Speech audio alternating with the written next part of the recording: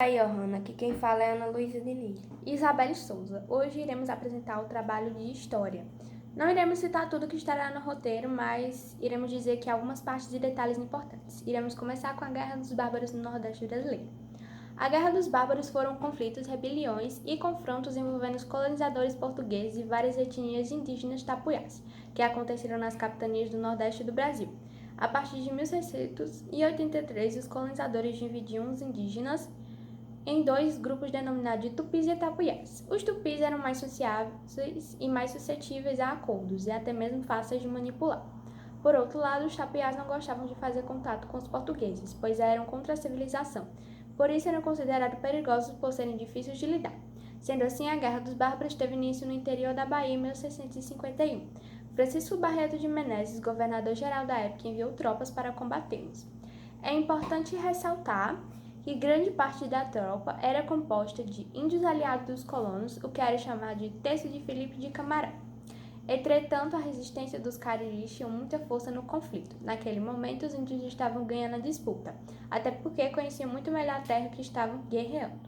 As expedições dos bandeirantes. Entradas e bandeirantes eram expedições que tinham como destino o interior do Brasil, com o objetivo de encontrar metais preciosos e indígenas para serem usados como mão de obra escravizada.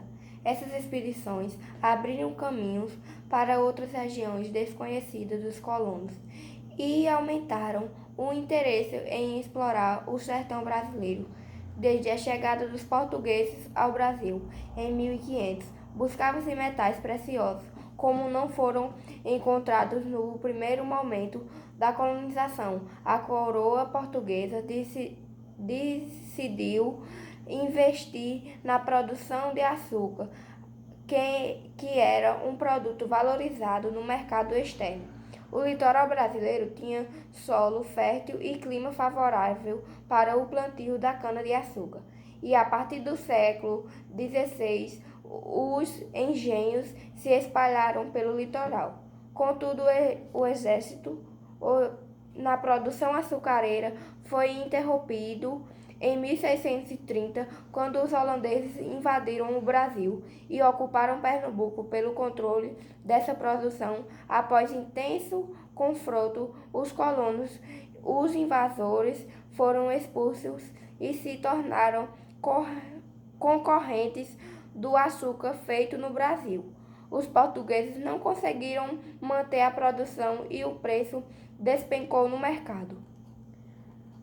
O extermínio de Palmares. O Quilombo dos Palmares foi fundado na intenção de construir uma sociedade longe do poder dos senhores de engenho, especialmente do trabalho no cultivo do açúcar, o principal produto da economia da colônia no período.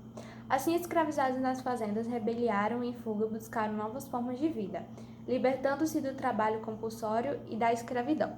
Inicialmente, o quilombo foi formado por africanos, especialmente vindos do Congo e de Angola. O número de escravizados vindos da Angola era tanto que ficou conhecido também como Refúgio da Angola Janga.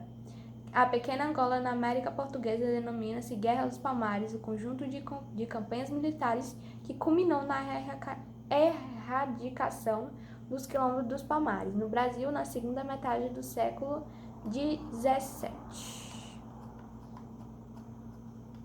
A conquista dos astecas e o domínio espanhol sobre o Império Inca. Liderados por Hernán Cortés, os espanhóis, aliados a milhares de indígenas, conseguiram conquista dos astecas após a batalha na cidade de Tenochtitlan, em 1521. A conquista dos astecas aconteceu entre 1519 e 1521. Foi um dos episódios da invasão e colonizados na América pelos espanhóis. O grande Império Azteca havia sido construído por povos mesoamericanos a partir do século XIV. Com a conquista deles, os espanhóis iniciaram a colonização da região, que hoje corresponde ao México, conquista do Império Azteca, foi liderado pelo espanhol Hernán Cortés. A partir de um empréstimo na direção da península e do Yucatán, atual México.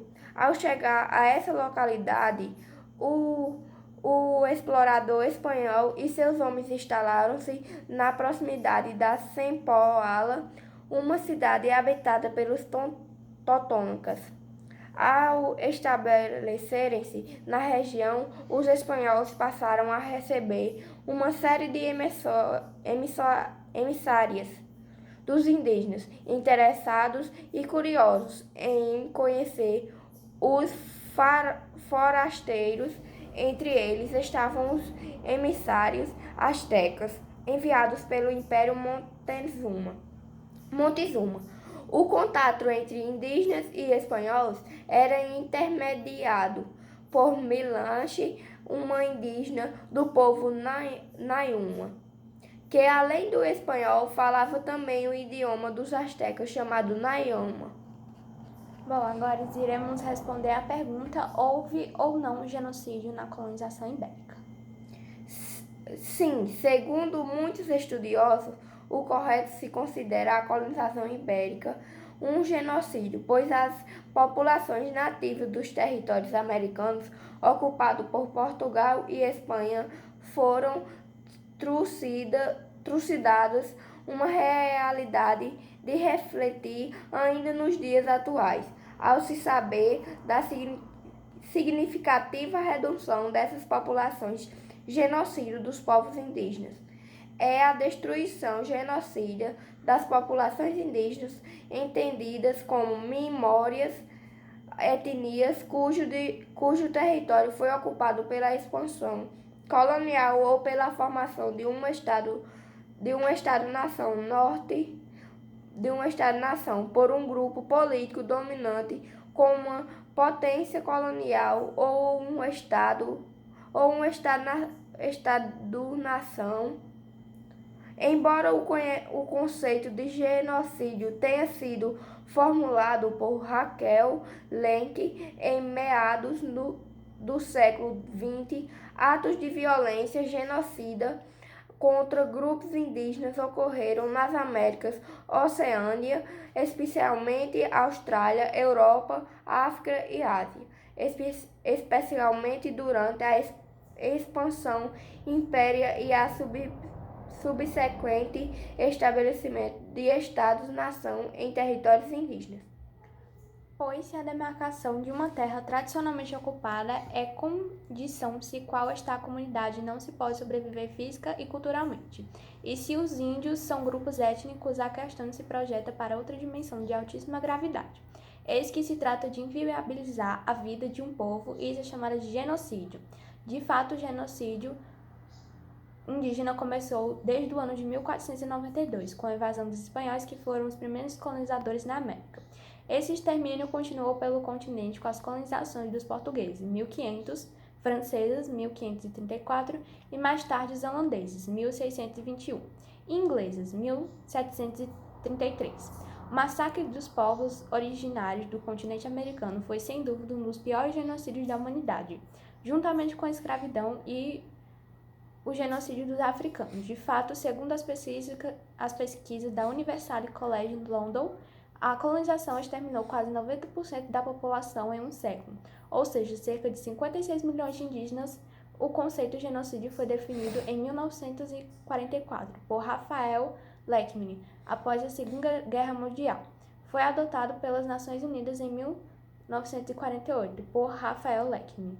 O genocídio foi amplamente definido e incluía todas as tentativas de destruir um grupo étnico específico, seja estranhamente física, através de assassinatos em massa, ou cultural, ou também psicológica, por meio de opressão e destruição do modo de vida nativos. A determinação de um acontecimento histórico deve ser considerada genocídio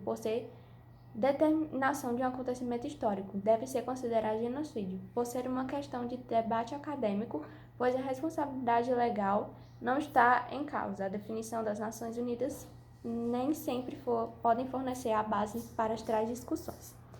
Bom, terminamos aqui e é isso. Espero que a senhora tenha gostado. Tchau!